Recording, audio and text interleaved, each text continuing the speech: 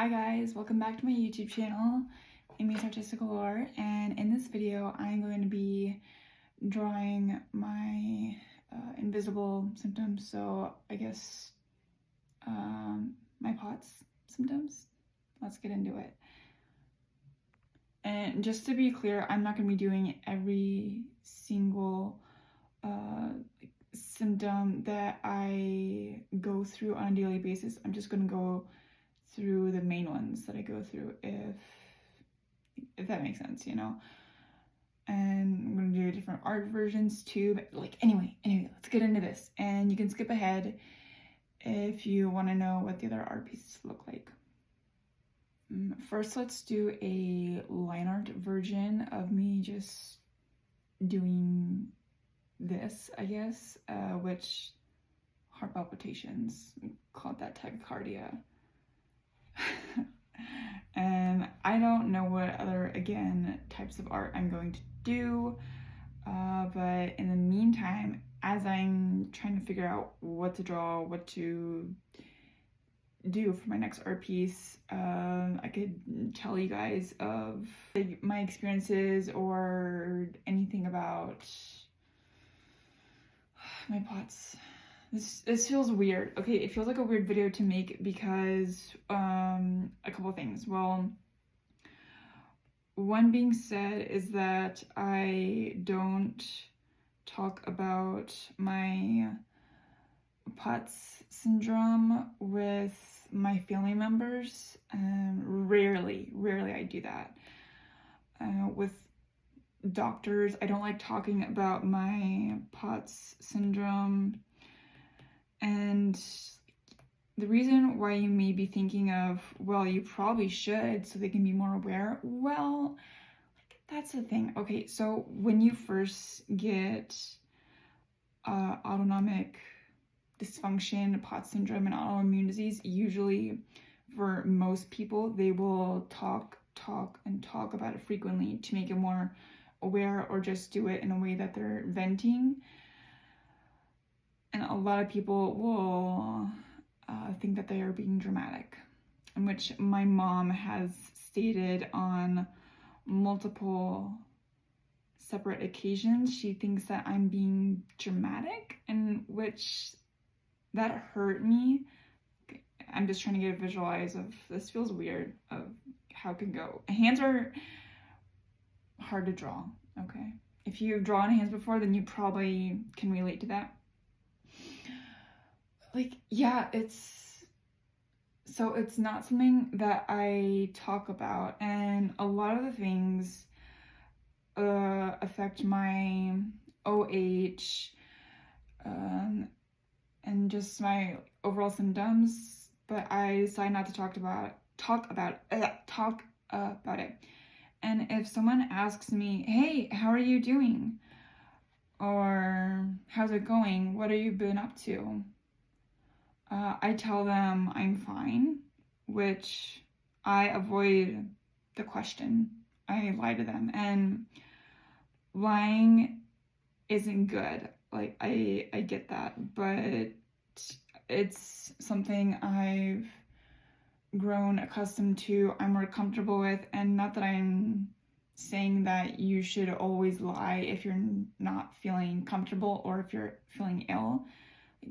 Don't lie. It's just something that I've grown accustomed to because I'm not comfortable telling people that, oh, well, this is what's been going on. I fainted just a few hours ago and I've been dizzy, lightheaded, I've been nauseous, yada, yada, yada, so forth and so on. It's because you see my point, right, of how that can be a really gloomy subject.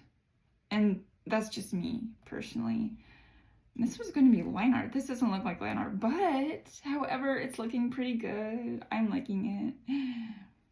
And I'm not going to draw ahead, but hey, you know, it's fine. I'm liking it.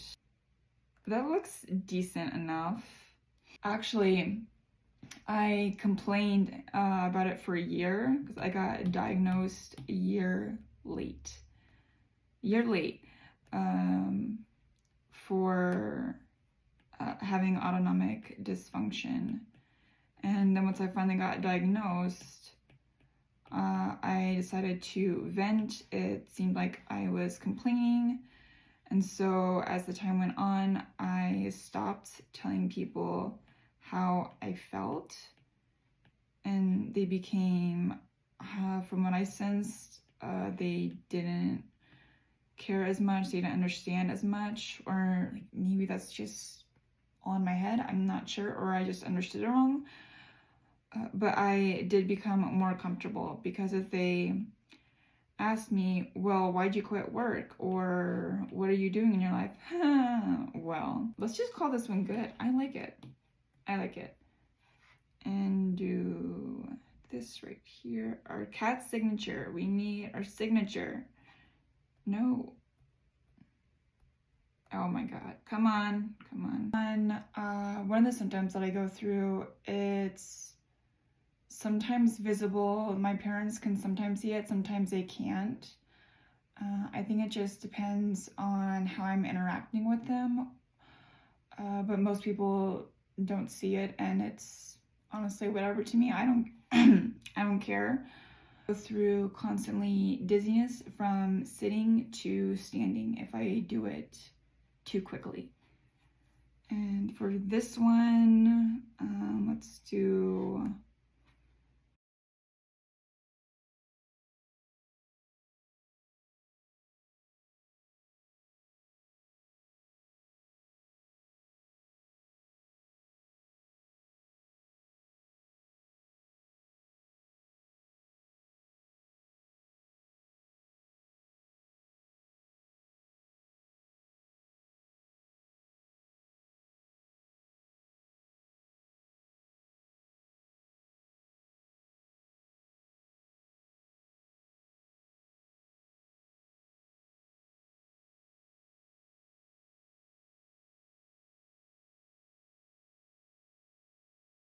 I try and hold on to something, or I will lean my body against a wall or a cabinet, a door, just the closest thing that's to me, just so I don't potentially fall down and hurt myself.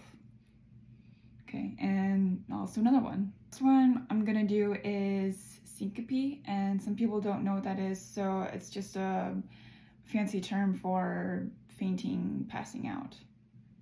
And I'll wake up from it for about, I'll deal with it for about 6 to 10 seconds.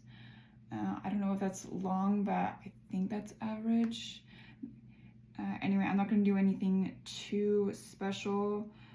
I could be sitting down or lying down. I think it depends on the position per se, and also depending on how I'm feeling or what I've done that day.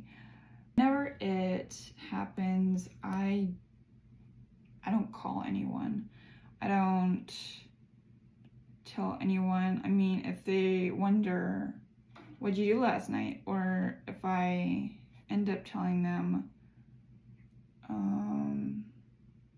oh, well, I got this going on, it's the latest thing for me. And they ask me, well, when was your last episode? And then I tell them it was actually just a few hours ago, and they get all freaked out or uncomfortable.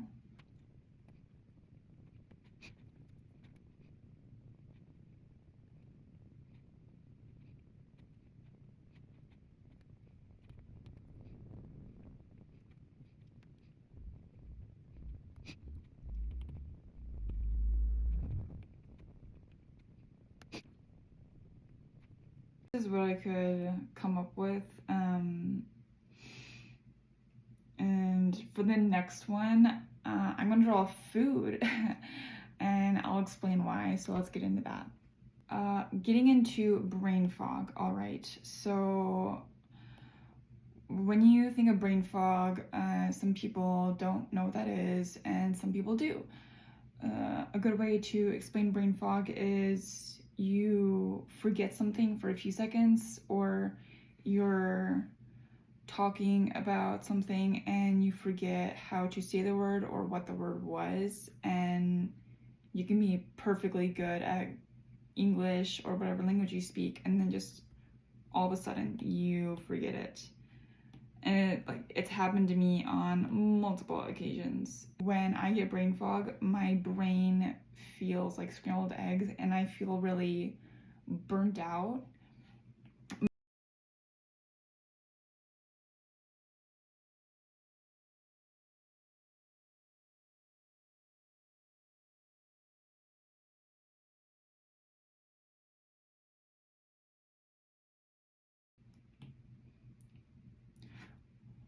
All right, now let's draw a plate. Okay, and like the color I don't think really matters at this point. White obviously wouldn't work out, so let's do a, oh, okay, we're doing a red, cool. All right. That looks like a weird plate. No, let's just do circle, yeah. There we go. And that's gonna be, I guess, yeah, right there. Kind of like, not the shading per se, but just so it's more of, I don't know, I guess it has volume. Although, why is it blood red? I don't know. Got some nice fluffy scrambled eggs, in which they look pretty good. So keep that in mind if you want to draw breakfast food. Scrambled eggs are very easy to draw. Let's get into one more. What I'm going to get into is my OH. And okay, I just checked some of my recent history and yeah, sure, this is my same color shirt. No, it's not. Okay, what? Okay. Oh, what is that? No, oh my gosh, okay.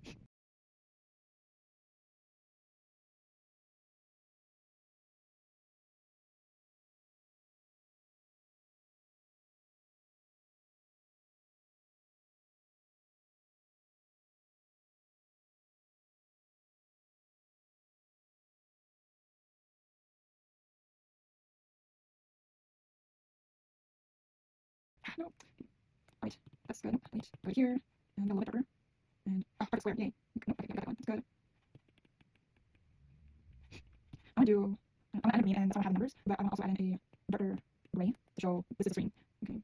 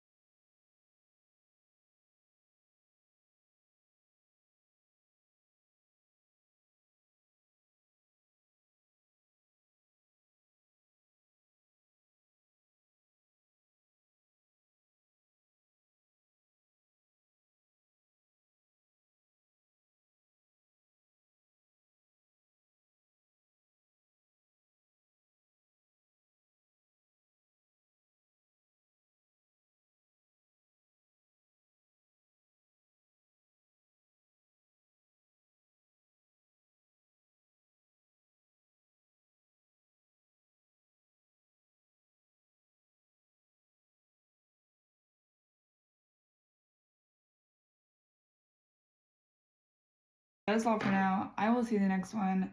I hope you enjoyed this video, and that is all for now. Bye!